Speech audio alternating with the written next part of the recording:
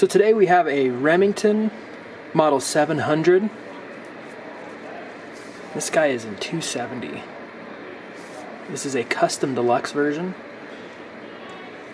So it's got this nice little pommel edition there. I believe this is walnut, out of Monte Carlo stock style there.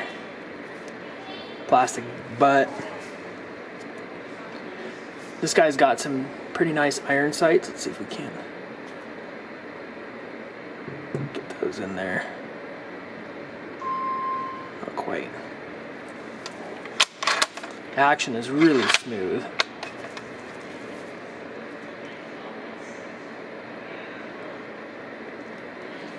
It's basically new in box. The original box is right behind these hats. By the way, go check out these hats at our website.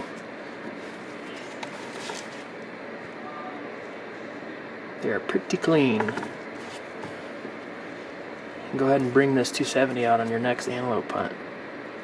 This would be a great addition to any hunting rifle collection you own. Go check this out on our website. It'll be on there for about a week, and then it'll drop to Gunbroker. Go make an offer on the website if you want to get a good deal, or try your luck in the bidding. Alright, see you guys.